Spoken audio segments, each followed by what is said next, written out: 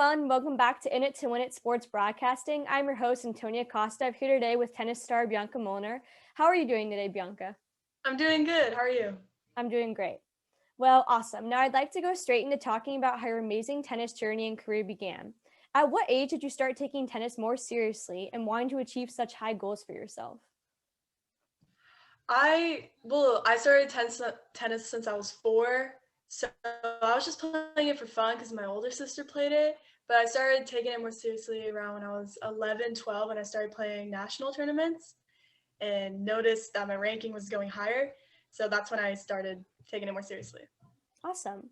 Great. Now, I know you train a lot and put in an enormous amount of work and effort off the court. What have you been trying to improve on lately and get better at your game?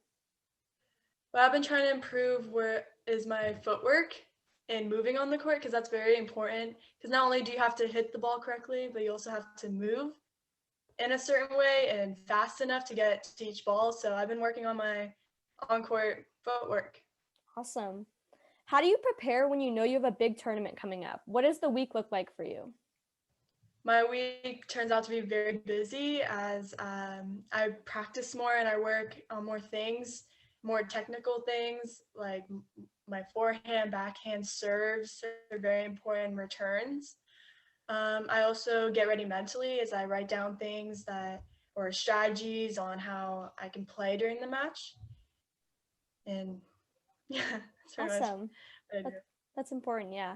Awesome. I know you have played some very high level tournaments in your tennis career. Which achievement are you most proud of and why? In 2018, I in the 12s Winter Nationals in Tucson, Arizona, I got silver ball for doubles and bronze ball for singles. And recently, I beat a 9.9 UTR in one of the Awesome. UTR tournaments in Newport, and that's probably been my biggest achievement so far. And I'm hoping for more in the future. That's great. That's awesome. Now, apart from being a standout tennis player, you also are a very promising student with being on the honor roll. Why do you think it is important to be both good on the court and in the classroom? Like, why is it important for you to juggle kind of both and be good at both, I guess? Well, I've always like school's always been important to me, even though I'm always usually out of town or I'm always on trips for tennis. I always worried about school and grades and tests, and I always think about how can I improve in this class or what ways can I, study Hmm. or get better.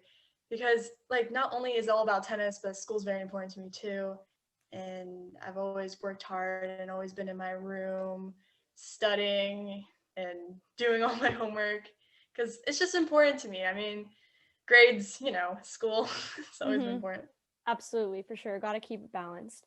Now, this year has been kind of one for out of the ordinary. It's a little bit different with COVID and everything. So, how do you stay motivated to practice, train for tournaments, and schoolwork as well? Like, how do you keep yourself like self motivated?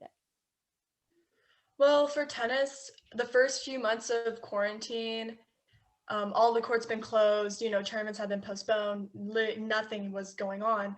So I always thought, what's another way that I can get better? So I started lifting, I started working on my strength physically and getting stronger.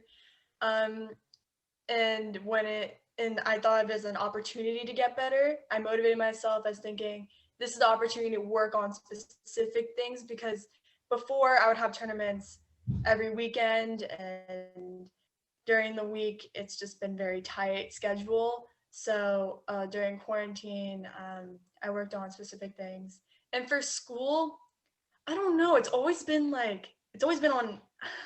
It comes naturally. I mean, Hmm. I always thought of school as important. So I just think I motivate myself as I think about college and I think about I'm gonna, even though freshman year grades don't matter as much, but once you get to sophomore and junior, you want to get yourself into the habit of working, Hmm. doing all your work. So later in life, you'll, you know, get Hmm. into that good habit on getting your homework in on time, doing well in your tests and quizzes and exams.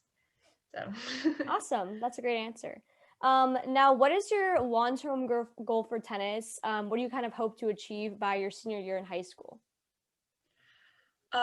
before senior year, I would like to get a full scholarship into a Pac-12 school in California, like USC, UCLA, Stanford. Those are my top three. And for long term, I would like to become pro and be like my favorite tennis players on TV. That's awesome. Now, you mentioned favorite tennis players. Who's your favorite tennis player at the moment right now? For men, I like Nadal, Okay, and for women, I like Osaka. awesome. Okay, amazing. Now let's jump into our speed round where I ask you a few questions and you have to try and answer them as quickly as possible. Do you think you're ready? Yes. Okay, perfect. Instagram or Snapchat? Instagram. Favorite music genre?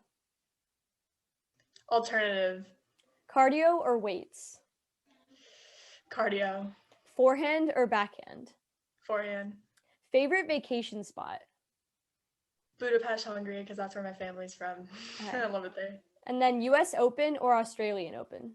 U.S. Open. Awesome. That is all I have for you today. Thank you so much, Bianca, for joining us today on here on In It to Win It. I wish you the best of luck in your training and any upcoming tournaments. Thank you for having me. Yeah, of course.